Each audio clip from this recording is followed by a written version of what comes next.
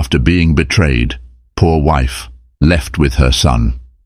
Years later, the millionaire regretted it forever. They say time heals all wounds, but some scars never fade, especially the ones left by betrayal. Years ago, Clara Hathaway was a woman in love, swept into a world of wealth and privilege she never imagined. But in that world, she was never truly welcome. Humiliated, abandoned, and left to fend for herself while carrying a child, she walked away, determined to build a life on her own. Now, years later, the man who once cast her aside, the millionaire who had everything but valued nothing, is about to learn a painful lesson.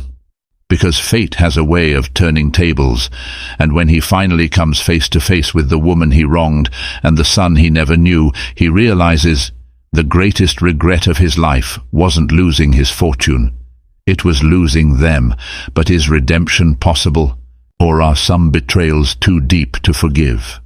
Stay with me as we uncover a story of love, loss, and a reckoning that will leave you speechless. Clara Hathaway was born in a small town outside Philadelphia, a place where summer nights buzzed with the chatter of cicadas and winter mornings glittered beneath fresh snow. Her mother, Margaret, worked long hours at a local diner. Her father, Charles, was a carpenter who never quite made ends meet. Despite their modest means, Clara was raised with immeasurable warmth and attention. She learned early on that one's value lay not in wealth, but in kindness and resilience. At 16, Clara discovered her talent for painting. She could transform a plain canvas into a riot of color and emotion, capturing sunsets, laughter, and heartbreak. To her father, she confided her deepest secret dream. Someday she wanted to see her artwork displayed in New York's famed galleries. He encouraged her to pursue it, always telling her, "You've got the heart of an artist, Clara. That's more valuable than any fortune." Fast forward to her college years at the University of Pennsylvania, where she studied fine arts. Despite scholarship assistance, she had to work part-time at a catering company to meet her living expenses. It was at one of these events, a lavish charity gala in downtown Philadelphia, where fate intervened.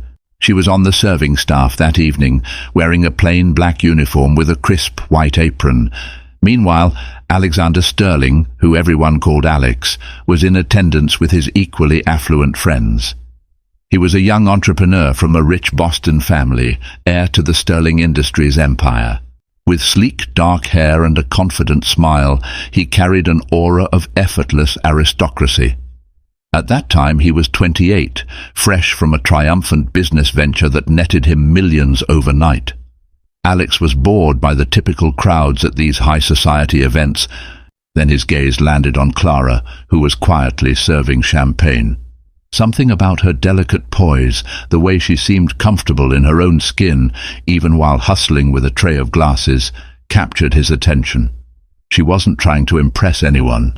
She was doing her job, eyes shimmering with an unspoken dream. That night, he didn't immediately speak to her, but he remembered her face.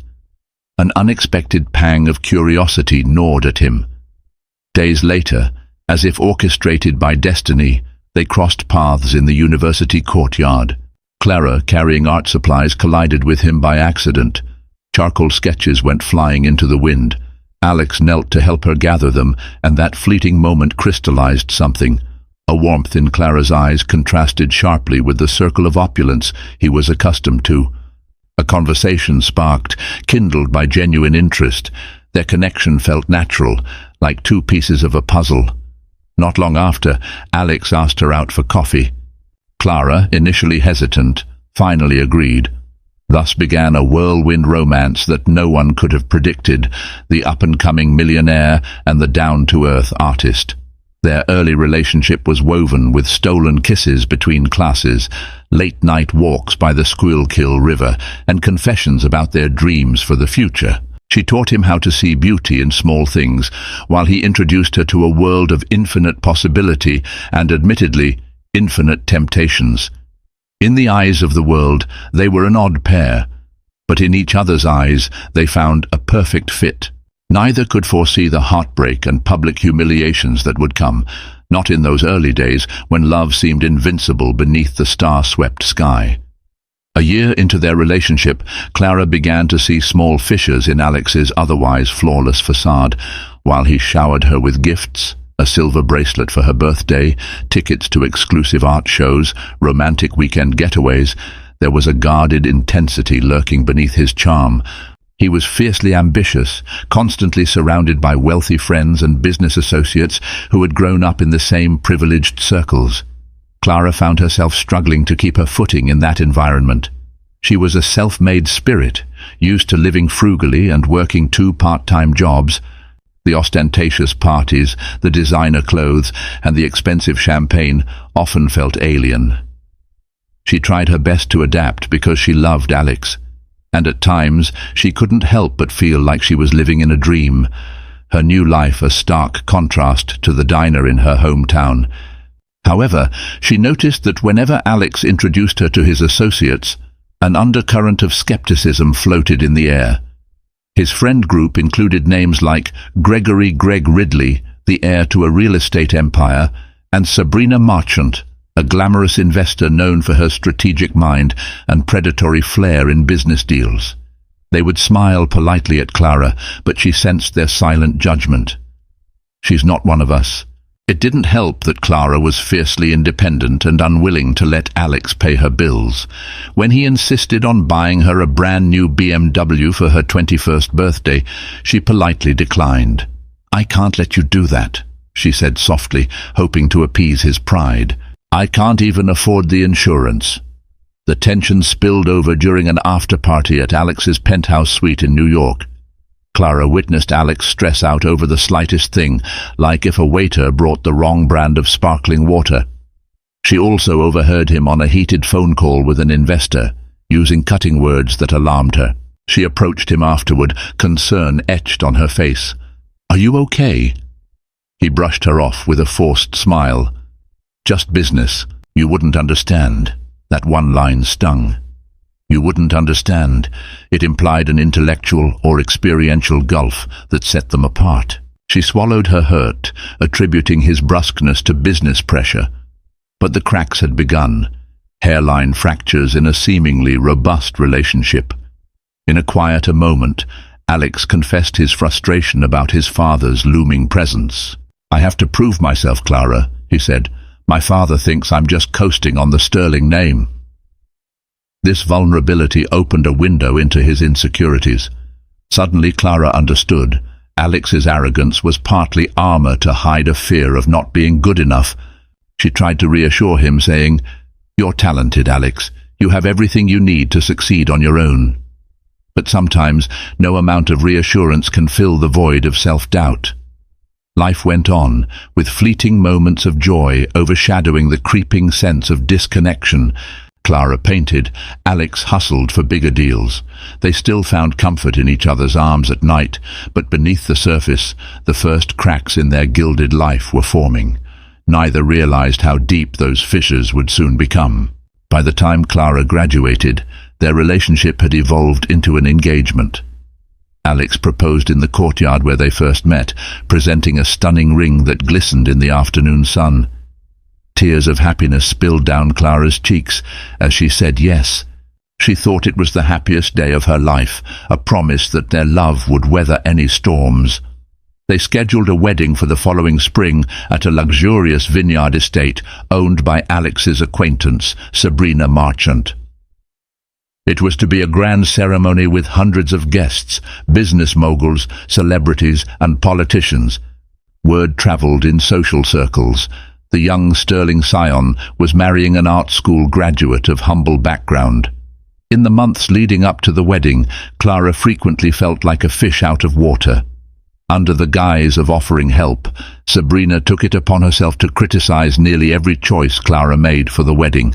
"Darling, that color is too pastel," she would say, or "those centerpieces look cheap." Greg Ridley chimed in with remarks like, "I hope you're prepared for the tabloids," or "Are you sure you can handle the sterling lifestyle?" One evening, the humiliations reached a fever pitch. Clara and Alex attended a charity banquet in Boston, hosted by a prominent figure named Howard Winchester. The event was as glamorous as it was exclusive, featuring a performance by renowned cellist Yo-Yo Ma and a buffet catered by chef Thomas Keller. Dressed in a pale blue gown, Clara clung to Alex's arm, trying to hide her nervousness.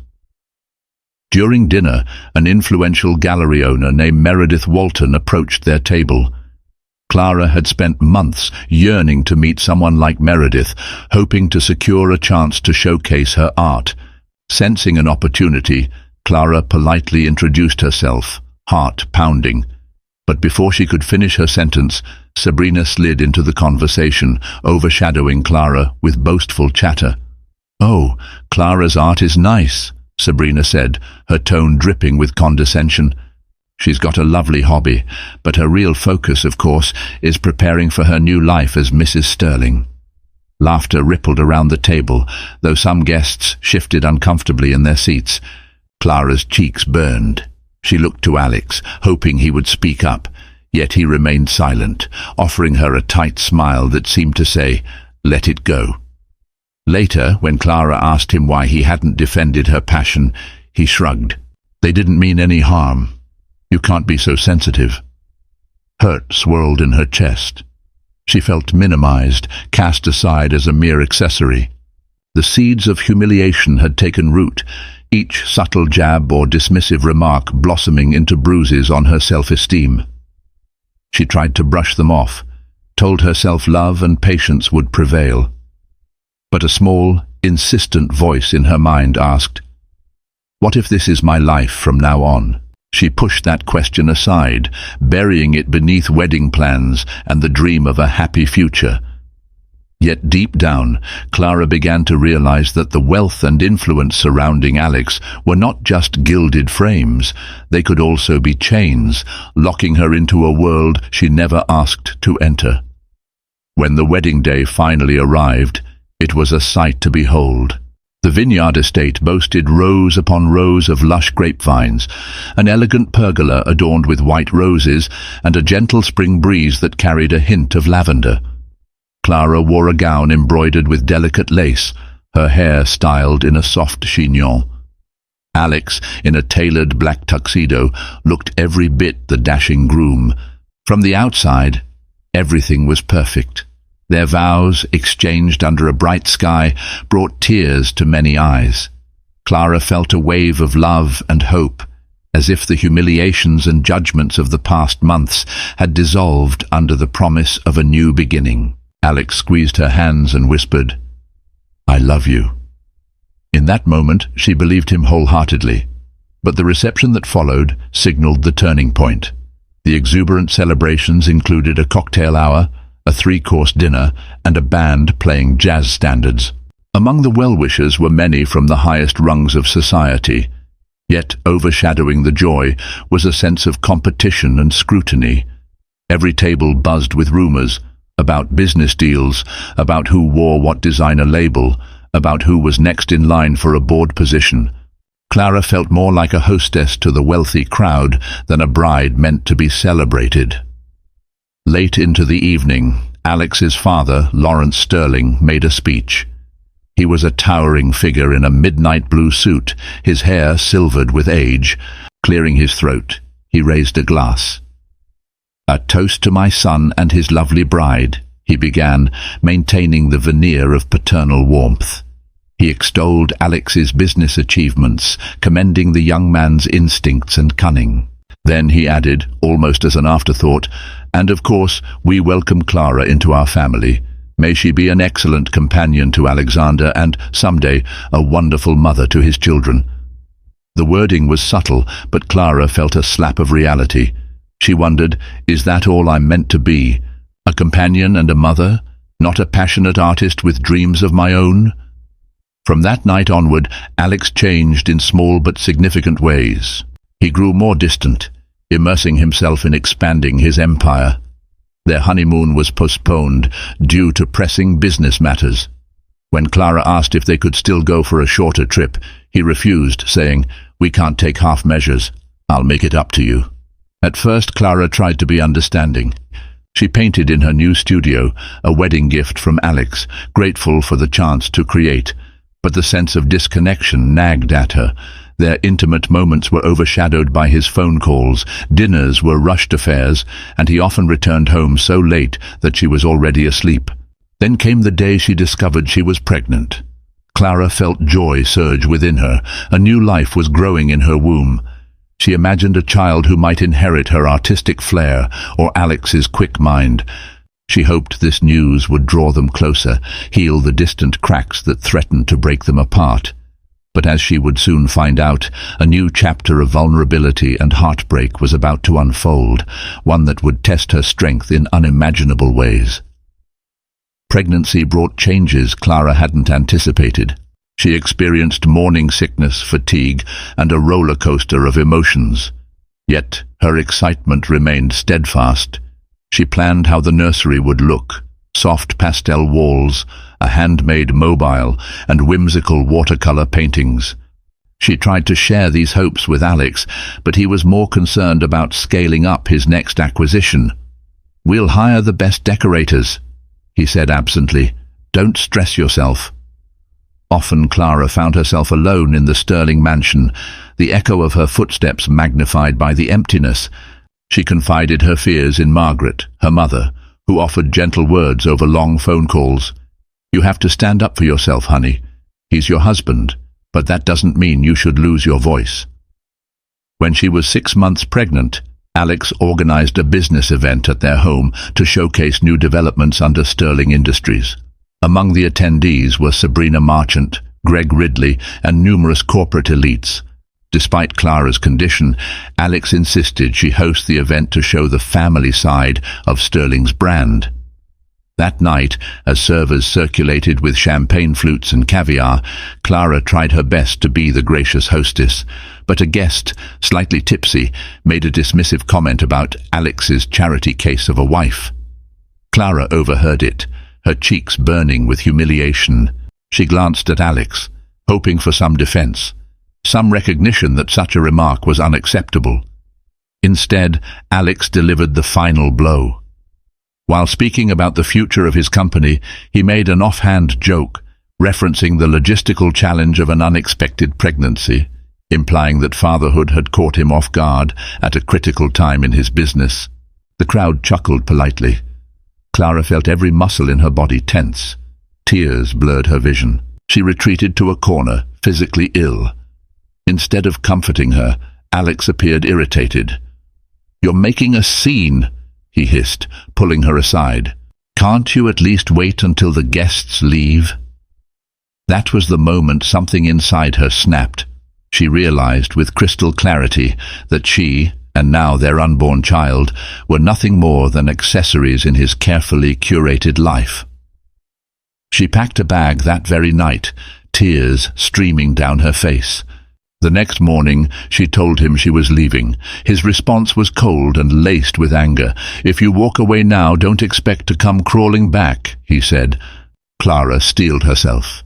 In a quiet voice, she replied, "I won't."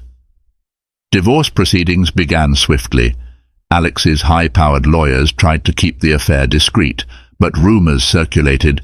After all, he was a prominent figure. Some tabloids gossiped that she was a gold digger, others portrayed Alex as a ruthless playboy. Only a few recognized the reality: two people once in love, torn apart by pride and humiliation. By the time the papers were signed, Clara had moved out to a modest apartment in Philadelphia, determined to rebuild her life. She ignored the hush money the lawyers offered. All she asked was to raise her unborn child in peace. She had no illusions about the difficulty ahead, but she also felt a surge of liberation. For the first time in months, the humiliations had lost their power over her.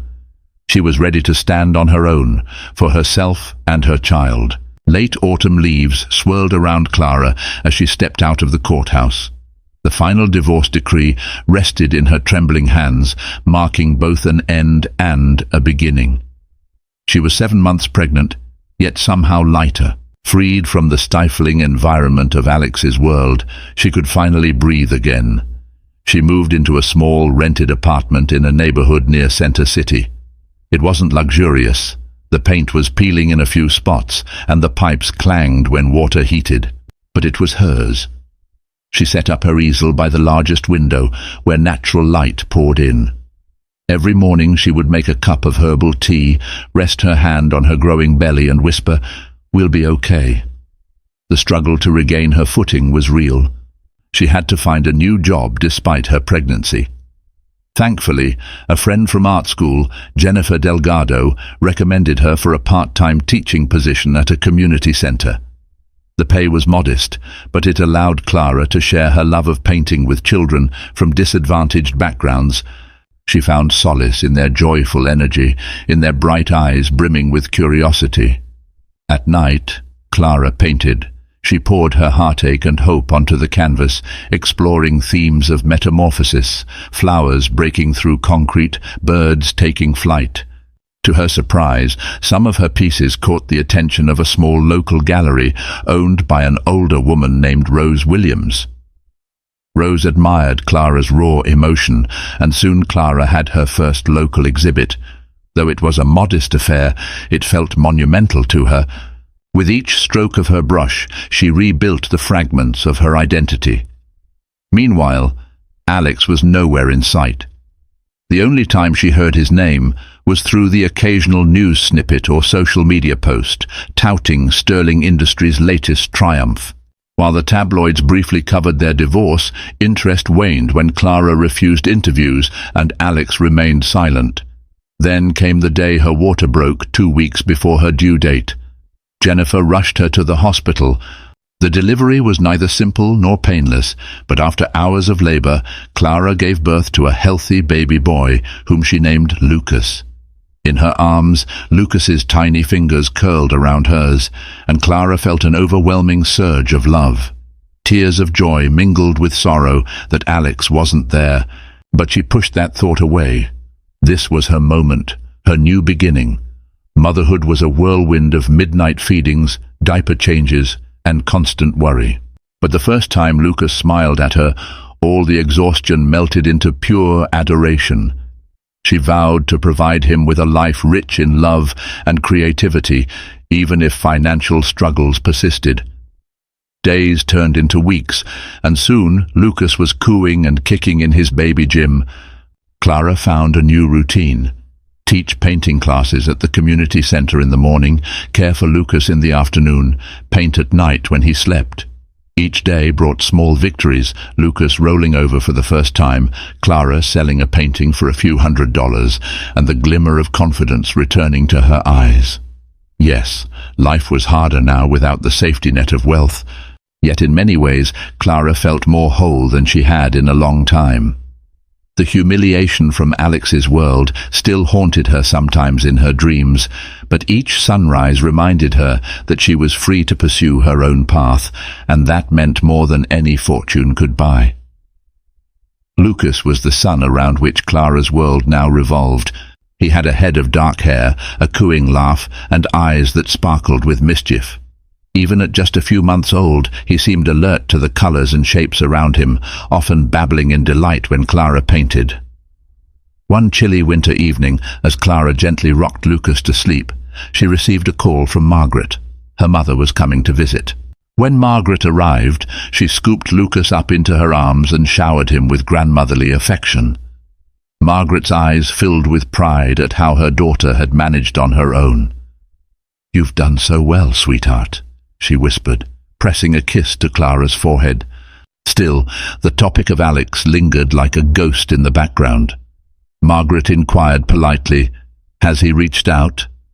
Clara shook her head. Not once. Not even to check on Lucas.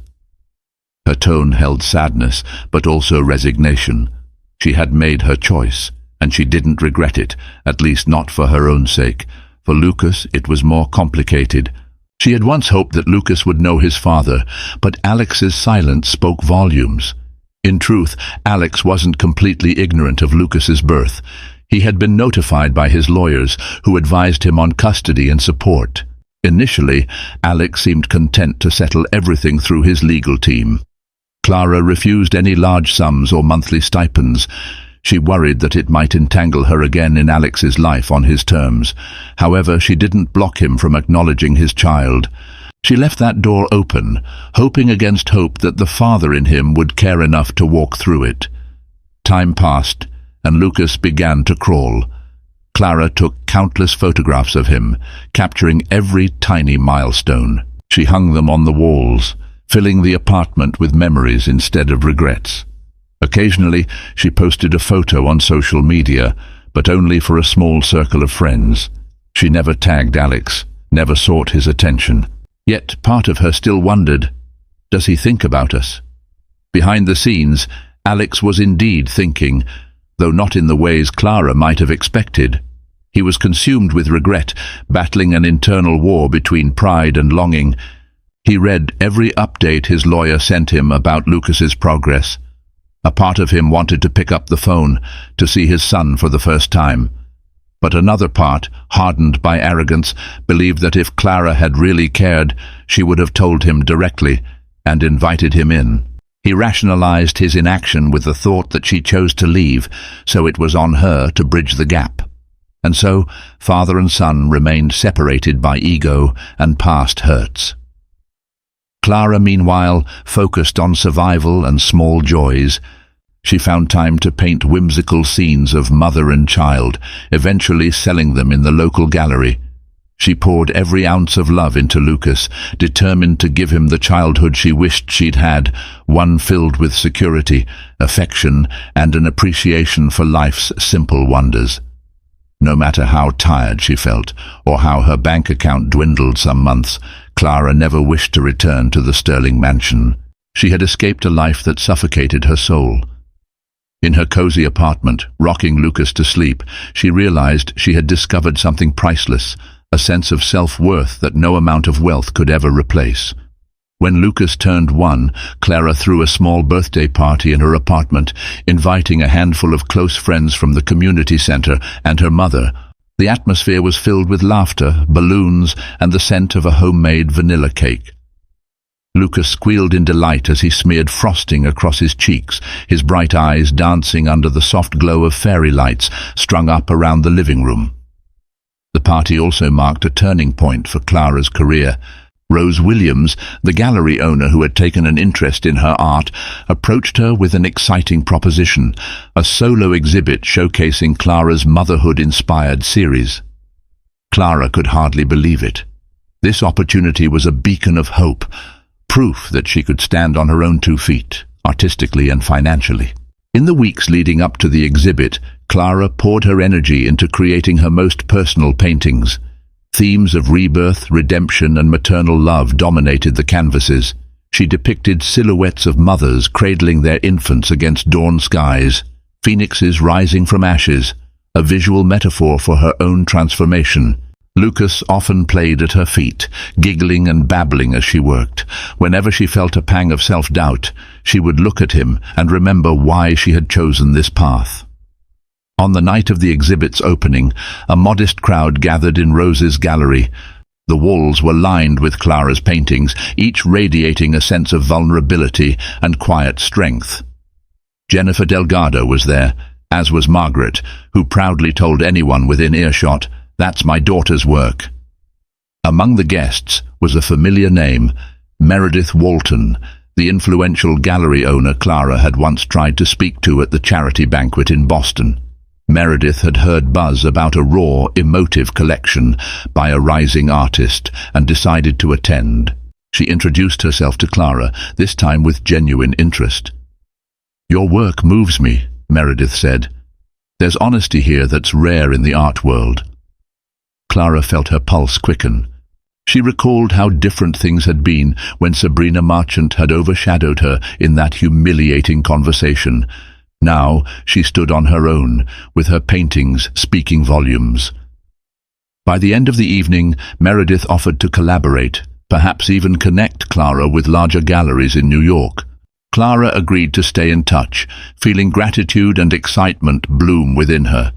The success of the exhibit brought in sales, enough to allow Clara to upgrade her supplies and pay off some lingering medical bills from Lucas's birth. More importantly, it validated her decision to leave Alex and reclaim her life. Still, she couldn't escape a quiet sadness. She watched as other parents, particularly couples, strolled the gallery with their children. Lucas was happy, but he was missing something: a father figure. Clara had chosen to protect her son from an environment rife with humiliation and emotional neglect, but she wondered if she'd robbed him of the chance to know his dad. Each milestone in her success felt bittersweet, tinged with the memory of what once was. Yet for the first time, Clara felt truly alive, standing on her own merits. In her small corner of Philadelphia, with her son at her side, she was rising from the ashes of a broken marriage, forging her destiny with grace and determination. For Alex Sterling, life had continued in a superficial sense of triumph. He finalized a merger that doubled Sterling Industries' market share, earning him accolades from the business world. Lavish galas, black-tie events, and high-stakes negotiations filled his calendar. To an outsider, it appeared he'd never been better. He was, after all, a multimillionaire still climbing the ranks of the ultra-wealthy. But beneath the polished exterior, Alex was haunted. Late at night, in the silence of his penthouse overlooking the city, he'd pour himself a glass of expensive scotch and stare at the city lights. His mind drifted to Clara, her laugh, her art, her unwavering gaze. He recalled how she used to rest her head on his shoulder, eyes closed, listening to the distant hum of traffic on the Schuylkill River. Now, every corner of his pristine home seemed devoid of warmth, filled only with the echoes of her absence. He'd received occasional updates from his lawyers about the baby boy, Lucas. Each time, he felt a pang in his chest. His name was on the birth certificate. Clara hadn't contested that, but he had no relationship with his own son. Pride and shame kept him from reaching out. "She left me," he told himself. "She took my son with her." Yet a deeper truth gnawed at him. "I pushed her away." One evening, Alex received an unexpected phone call from Sabrina Marchant. She was in town and wanted to meet for drinks. Initially, Alex hesitated. He knew Sabrina had always harbored more than a friendly interest in him. But he was lonely, and a part of him yearned for any distraction from the persistent regret. They met at a swanky rooftop bar, sipping imported wine under the glow of city skyscrapers. Sabrina talked about her latest conquests in the venture capital world, flaunting her cunning deals and high-profile connections. After a few drinks, she leaned in closer, placing a manicured hand on Alex's arm. "You know, you're better off without that artist," she said with a dismissive sneer. "She was never one of us." A wave of revulsion swept through Alex. It struck him how those words he might have once silently agreed with, now felt hollow and cruel. He recalled the look on Clara's face when Sabrina had humiliated her in Boston, how, in that moment, he hadn't stood up for the woman he claimed to love. Guilt swirled in his gut. He realized he couldn't stomach Sabrina's condescension anymore. Downing the last of his drink, he stood up abruptly. "I have to go," he muttered, ignoring her puzzled expression. Back in his penthouse, he paced the floor, wrestling with memories of Clara. He found himself scrolling through old photos on his phone, a snapshot of them at a farmer's market, another where Clara was laughing at something silly he'd said. He stopped at a picture of Clara, pregnant, her eyes glowing with anticipation. "I'm sorry," he whispered to no one, a lump in his throat. Within days, Alex caved to the urge he'd been resisting for over a year. He dialed the number his lawyer had given him, Clara's personal cell. It went straight to voicemail. Nervously, he left a brief message, voice trembling slightly. "Clara, it's Alex. I'd like to see Lucas and talk, if you're open to that." He hung up, heart pounding. Nothing he owned, no car, no mansion, no business success, could quell the fear of her rejection. For the first time, he laid bare a vulnerability that he'd spent his whole life hiding. Would she answer his call, or would she protect her heart and their son from the man who had failed them so profoundly? Clara's phone buzzed on a windy evening as she hurried into her apartment with groceries and a squirming Lucas in tow. Setting the bags down, she glanced at the screen and felt her heart jump. Missed call from Alexander Sterling. Voicemail 1. She stood frozen, conflicting emotions swirling in her chest. It had been nearly 2 years since she'd heard his voice. She pressed play, listening to Alex stumble through an awkward request to see Lucas. A chaotic mix of anger, sadness, and a faint sense of relief flooded her. He finally called. For days, Clara couldn't decide whether to return his call. She discussed it with Margaret, who advised caution but acknowledged that Lucas might someday want to know his father. Jennifer, ever the supportive friend, offered a listening ear, encouraging Clara to do what was best for herself and Lucas, without letting Alex's wealth or past hurt cloud her judgment. Ultimately, Clara opted to send Alex a text, keeping it brief and neutral. I received your voicemail. We can talk about Lucas. Call me tomorrow at 7 p.m. Her hands trembled as she typed. She felt like she was opening a door she'd bolted shut long ago. The next evening, Clara waited in her living room, Lucas asleep in his crib. When her phone rang at exactly 7 p.m., she answered, heart thudding. Clara, Alex began hesitantly. Thank you for taking my call. Silence stretched as she weighed her words. I'm not sure what you want, but if you're serious about meeting Lucas, we need to establish some boundaries. Alex sounded nervous, a tone Clara had never heard before. I understand. I'd just like a chance to see my son, and to apologize. She considered the vulnerability in his voice. All right, but I want it in a public place. I'll text you the details. They decided on a family-friendly cafe near Clara's apartment for Saturday afternoon. The days leading up to that meeting felt excruciatingly slow. Clara painted feverishly, trying to settle her restless mind. She reminded herself that this was for Lucas, not for any lingering feelings. Saturday arrived, crisp and sunny. Clara dressed Lucas in a soft blue sweater. He toddled around, babbling excitedly. She bundled him into the stroller and walked the few blocks to the cafe. Inside, the air was warm and smelled of freshly baked bread. She spotted Alex at a corner table, dressed in a casual jacket. No polished corporate suit, no entourage. He looked thinner, his hair slightly disheveled. When he saw them, he stood up, hands trembling at his sides. His eyes locked onto Lucas, who peered up at him curiously. Clara felt a pang in her chest when she noticed the glimmer of emotion in Alex's eyes, an unspoken regret and longing. "Hi," Clara said, her voice barely above a whisper. Alex knelt down, meeting Lucas at eye level. "Hello, Lucas," he said gently. Lucas clung to Clara's leg, but stared at Alex with wide eyes. After a moment, Alex smiled tentatively, and to Clara's surprise, Lucas giggled. A wave of relief washed over Alex's face, as though he'd been granted permission to feel something he'd denied himself for too long. Thus began the first step toward an uncertain future. Their paths had collided once again, not as husband and wife, but as two people bound by a child, each carrying wounds that had yet to heal. The meeting at the cafe lasted over an hour. Clara sipped tea while Lucas, sitting in a high chair, snacked on crackers. Across the table, Alex's gaze shifted between his son and the woman he once called his wife. He tried to make small talk about Lucas's milestones, faltering in the face of Clara's guarded demeanor. Eventually, Clara found the courage to be direct. "Why now, Alex?" she asked, her voice steady but laced with vulnerability.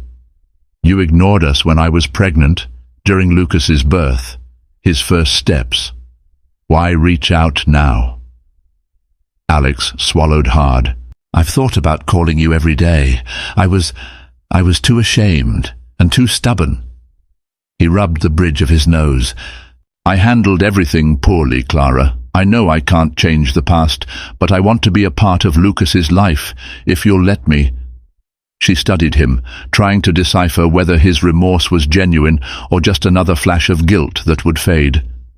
Alex's eyes were rimmed with exhaustion, and his usual confidence seemed replaced by an almost childlike anxiety. For a moment, Clara remembered the Alex she first fell in love with, the one who wasn't afraid to kneel on a university courtyard to pick up her scattered sketches. "You have to understand," she began, voice trembling with pent-up hurt. "I tried to fit into your world. I tried to be the person you wanted me to be, but all I got was humiliation, and you just stood there, or worse, you joined in." She felt tears prick her eyes, but she fought them back, not wanting to break down in a public place. "I left to protect myself and Lucas. I won't expose him to that kind of environment where we're never good enough." Alex nodded, remorse evident. "I can't take back the things I said or did, but I've cut ties with people like Sabrina. I've been re-evaluating everything in my life. The bigger the empire I built, the emptier I felt." He glanced at Lucas, who was now trying to shove a cracker into his mouth with clumsy toddler hands. "Meeting him. It's like seeing the part of me that could still be good." For a brief moment, time stood still. Clara recognized genuine regret, the kind that shifts a person from the inside out. Still, her trust in him was broken. She refused to make any immediate promises. "I'll think about letting you see Lucas more," she said, her voice measured. "But let's keep it slow. Visits in public places, no overnight stays yet. And if at any point I feel Lucas's well-being is compromised, I'll end it." Alex's shoulders sagged in relief. "Thank you," he breathed. They agreed to meet again. Clara packed up Lucas, who waved bye-bye in his toddler way. As she pushed the stroller out of the cafe, she felt an odd mixture of turmoil and cautious hope. She had confronted the man who had once broken her heart and left her carrying both a child and the weight of his disregard. Whether he could mend those wounds was uncertain, but for Lucas's sake, she was willing to try. In the following weeks, Alex slowly integrated himself into Lucas's life. The visits were sporadic at first, an hour at the park on a Saturday afternoon, or a quick lunch at a child-friendly restaurant. Clara watched him from a careful distance, observing how he interacted with their son. To her cautious surprise, Alex displayed genuine care. He pushed Lucas on the swing set, helped him learn new words by pointing at objects, tree, dog, sky, and even seemed entranced by Lucas's smallest gestures. The old arrogance that once defined him was largely absent. In its place was an awkwardness reminiscent of someone trying to make amends. Yet the road was anything but smooth. One afternoon, Alex appeared with a pricey remote-controlled car for Lucas. Clara immediately bristled. She pulled Alex aside. "He's two, Alex. He doesn't need something so extravagant," she said in a hushed, tense voice. Alex looked confused and slightly hurt. "I just wanted to give him a nice gift." Clara sighed, trying to calm her frustration. "He's a toddler. He values time and attention more than expensive gifts. Don't try to buy his affection." Alex's jaw tightened, but he nodded, placing the toy car aside. Clara recognized the tension in his expression. He was so used to solving problems with money. Part of her pitied him for not knowing another way. Slowly, she began to see that it wasn't just about Lucas.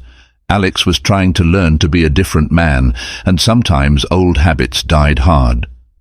Outside of these visits, Clara's life remained busy.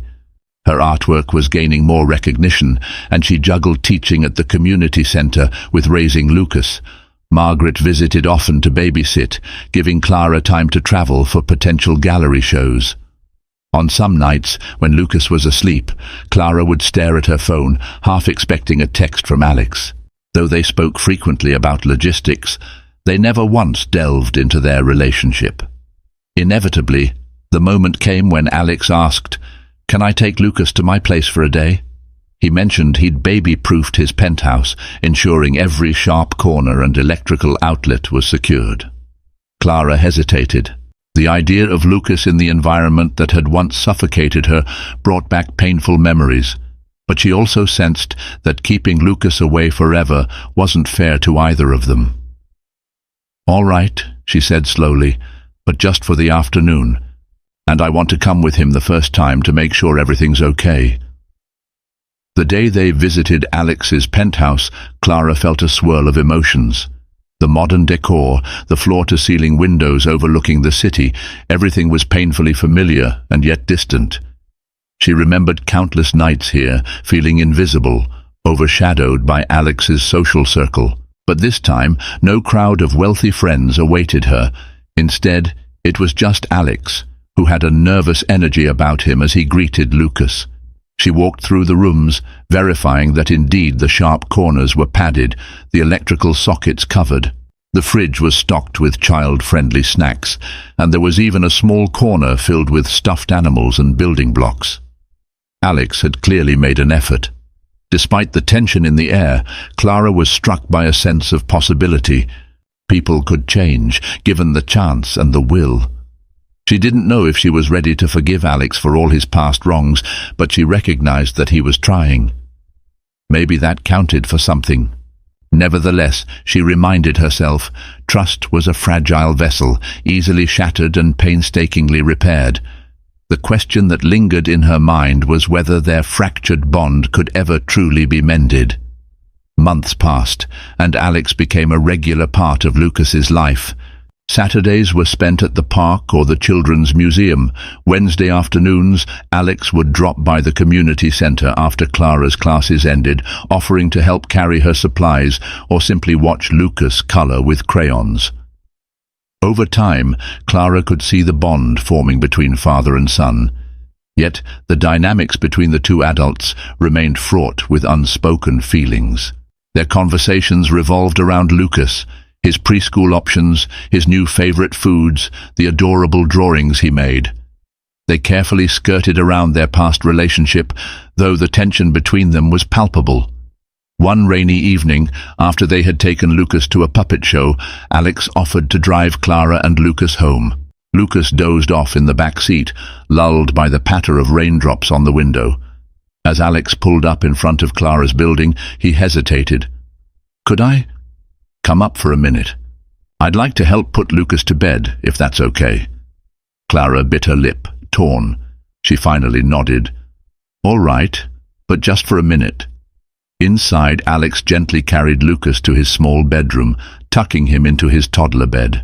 He paused, gazing at the child's serene face. Clara stood in the doorway, arms folded, unsure how to handle this sudden intimacy. When Alex emerged, he lingered in the hallway, their eyes meeting in the dim glow of a nightlight. 1,000 emotions welled up in Clara: love, anger, hurt, longing. She opened her mouth to speak, but words failed her. Alex, too, seemed at a loss. Finally, he sighed heavily. I'm sorry, Clara, for everything." His voice trembled. "Leaving you alone while you were pregnant, not defending you when you needed it most. If I could go back—" "You can't," Clara interrupted, her voice steady. "Neither of us can change the past." Silence enveloped them, punctuated only by Lucas's soft breathing. Clara tried to remain composed, but tears gathered in her eyes. "You broke my trust, Alex. You let others treat me like I was nothing, and you treated me that way too." Alex reached out tentatively, but he didn't touch her. "I know, and I'll regret it for the rest of my life." His eyes glistened under the faint light. "But I also know that I want to be here, with you and Lucas, in any way you'll let me." A storm of conflicting emotions roared within her. She was exhausted from carrying the weight of betrayal for so long. She had built walls to protect herself, but now those walls were trembling. She let out a shaky breath. "I don't know if I can ever trust you again the way I once did," she admitted, her voice cracking. "I'll earn it back," he promised, a determined softness to his tone, "even if it takes years." They stood there, hearts raw and exposed, two broken souls trying to find a way forward. In that moment, Clara felt an odd sense of comfort in his presence. Despite the pain, there was still a spark, faint and wounded, but alive. She nodded slowly, tears slipping down her cheeks. "Then keep showing up, for Lucas, for me. We'll see where that leads." Alex pressed his lips together, fighting back his own tears. "I will." And so they ended the night not with a passionate reunion, but with a promise to try.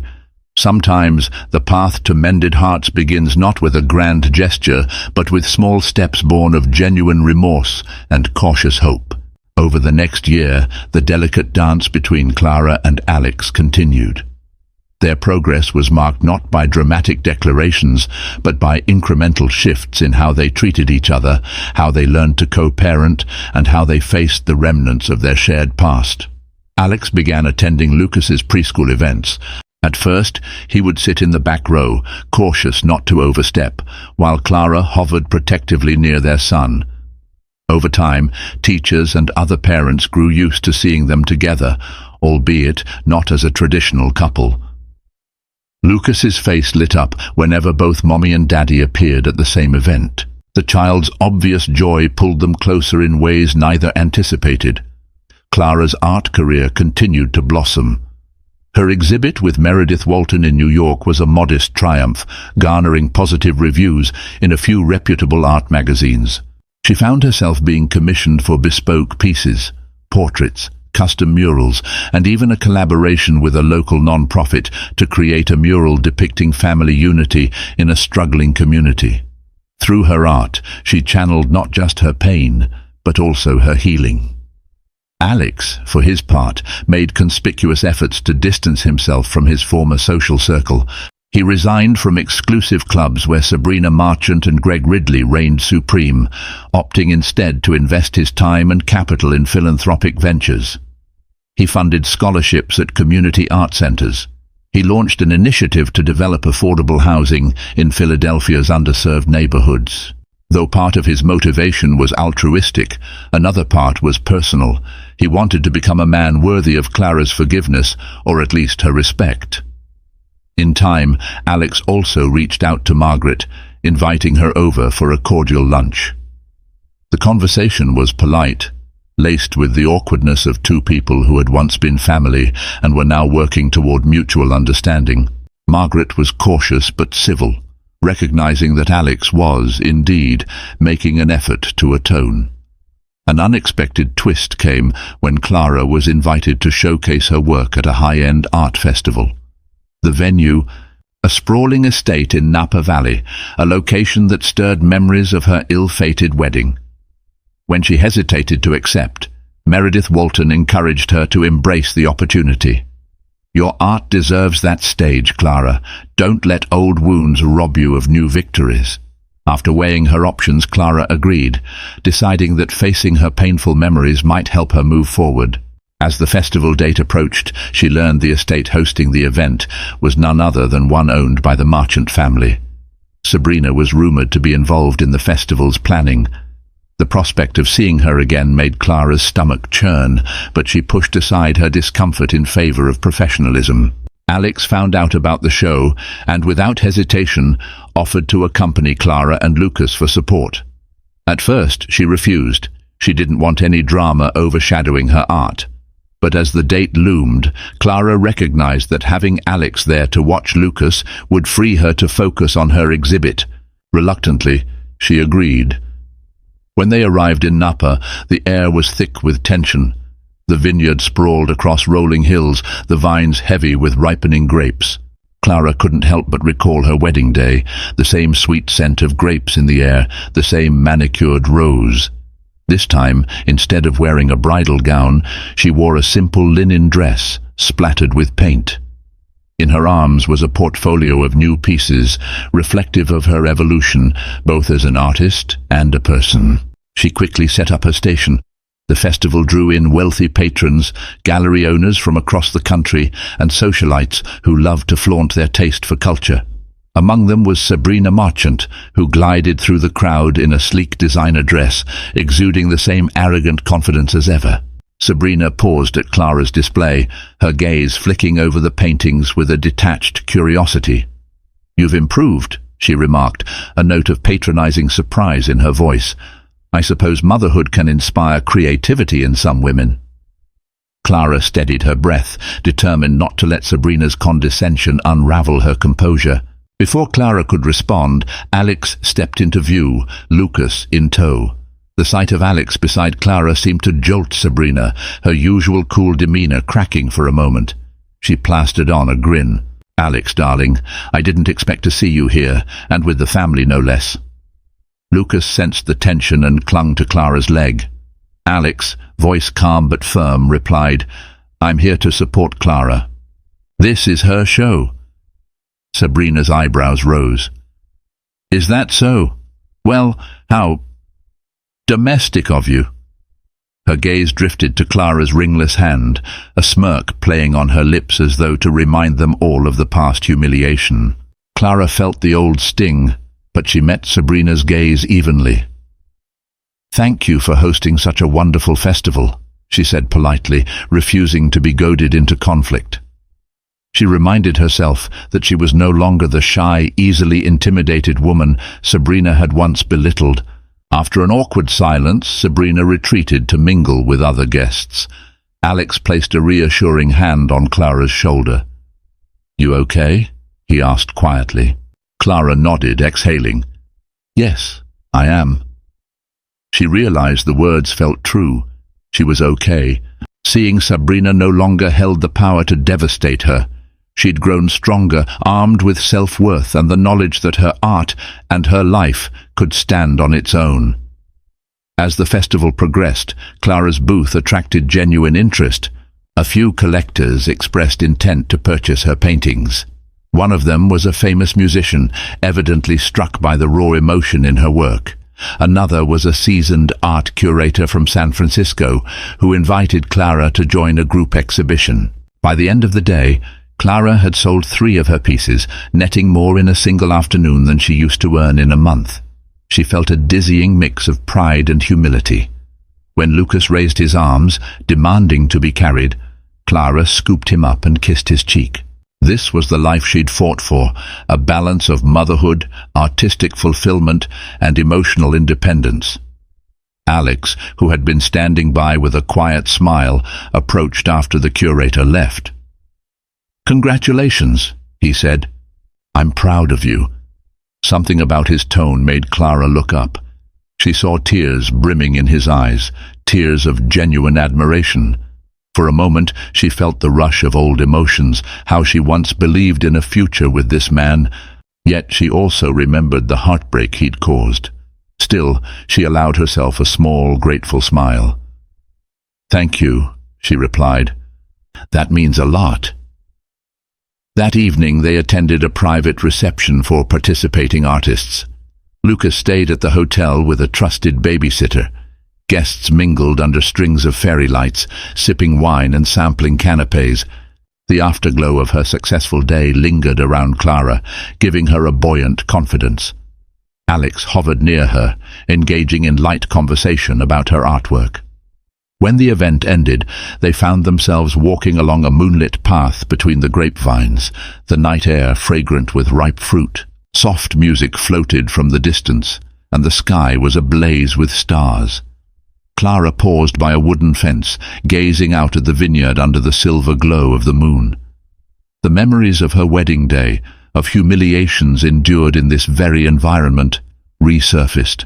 Yet, this time, she didn't feel the crushing weight of those memories. Instead, she felt a quiet release, as if the vineyard's night breeze carried away the last remnants of her pain. Alex stood beside her, hands in his pockets. "I've been thinking," he said softly, "about how much has changed since we were here last. How much I've changed."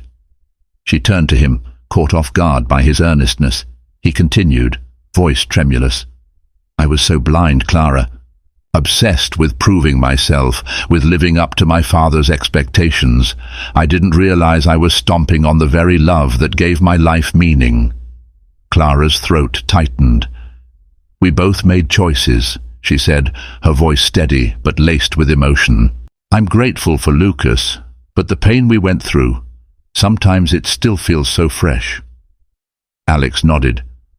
"I know it's not something we can just forget, but I want you to know that I'm willing to spend the rest of my life making amends, if that's what it takes."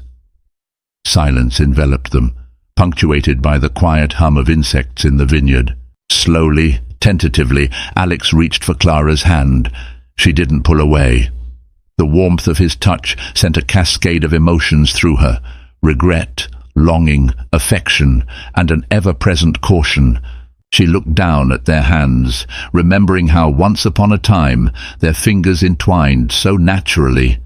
"I don't know if we can ever go back to how we were," she whispered, tears threatening to spill. "I'm not asking to go back," Alex said. "I want to move forward, start anew, if we can.